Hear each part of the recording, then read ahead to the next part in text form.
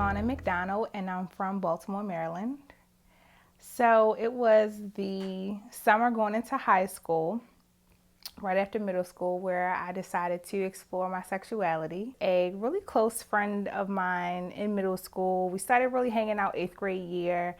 And then during that summer, when we graduated to go to high school, she shared with me that she was gay. Over the summer, we got really close, and she shared with me that she liked me. And I was like, oh, like you like me? And I was like, well, I'm not really, into girls, but, I'm happy for you that you're coming out. And so as the summer went on, we got even closer, and, we decided to be in a relationship. And I think for me, it was just about me admiring her courage to come out and to, declare her sexuality. And the fact that we were really close friends really made it easy for me to feel safe with her to explore my own sexuality. We went to separate high schools, and she knew someone that went to my school. The girl was older. She was like in the 10th grade, and I'm a freshman coming in. And so maybe about a couple of months into the school year, a couple of months into the relationship, I met her friend at school one day, and she came up to me, and she just was like so excited, and she was just like, I'm so happy, that you are a lesbian and that you're in this relationship with my friend. I never like really just claimed it, I guess, in that way. And so I just was kind of lost for words when she said that. And then she just, I think, went throughout the school just sharing with some of her friends, like some of her group of lesbian friends that she had, that, who I was and that I was in a relationship with her friend and everything. And so it just kind of got throughout the school that Evonna is a lesbian. And I never really said it to anybody. I never, like, no one ever asked me, or I never really said, like, oh yes, I'm a lesbian.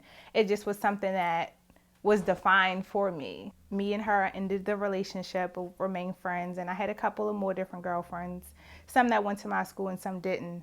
And so my senior year, at that point I was single, like maybe like towards the end of senior year, I was single.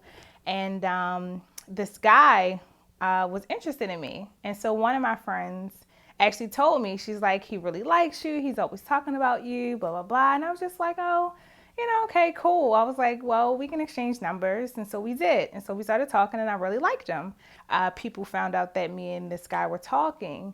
And so it became like this whole big uproar. And then apparently his ex-girlfriend was like upset about it. And like, it just became a whole big drama.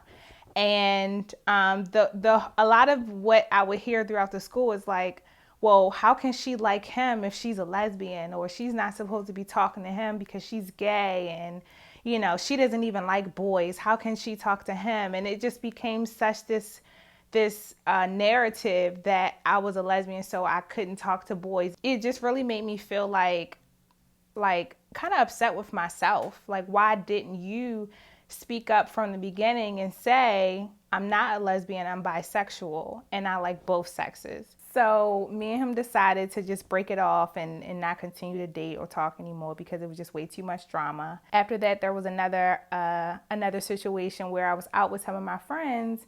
We were leaving a party, and it was this group of guys, coming, just flirting and trying to talk to us. And one of my friends kind of like stood almost like in front of me and said like, oh, you can't talk to her because she's a lesbian. She doesn't like dudes.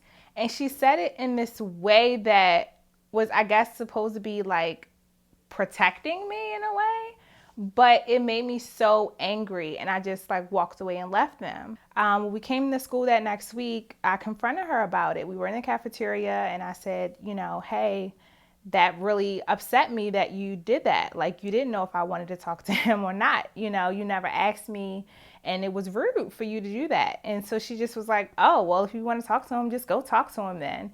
And, that made me feel like this wasn't the kind of friends that I want.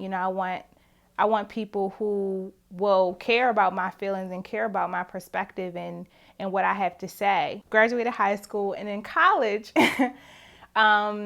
there was another moment where a good friend of mine, we became close throughout freshman year and sophomore year in college. And we were doing something, I think getting ready for a party and doing our makeup and stuff. And she was just like, oh, Yvonne, I'm so glad that you talk to girls because I wouldn't like you if you dated guys. I think at this point, it had been so many times where, again, like, I feel like I'm not speaking up for myself, or someone else is telling me, who I should date and what I should do, and, all this kind of a thing. And it really made me upset. And I just went off on her. And I was like, how dare you for you to say that, you wouldn't like me, or we couldn't be friends, or something to that effect because of who I date, And so she was kind of shocked. That was the moment where I just was like, no, I'm not going to just kind of shrink every time someone, says this or has this identity about me, and not speak up for myself and not say, no, I'm not a lesbian. No, I don't just date women. I date both, and I'm okay with that. For me, those moments, even though it hurt in those moments, it was painful, it really strengthened me, and it helped me to fully just own who I am and own my sexuality as a bisexual woman. I'm just much more sure of myself. I can't be confined or restricted to someone else's thoughts or someone else's perspective or their opinion, or whatever your paradigm is. Like, I can't be confined in it. I have to be free. I have to be who I am. And if I, allow someone's small way of thinking or small perspective define that for me, I wouldn't be fully who I am.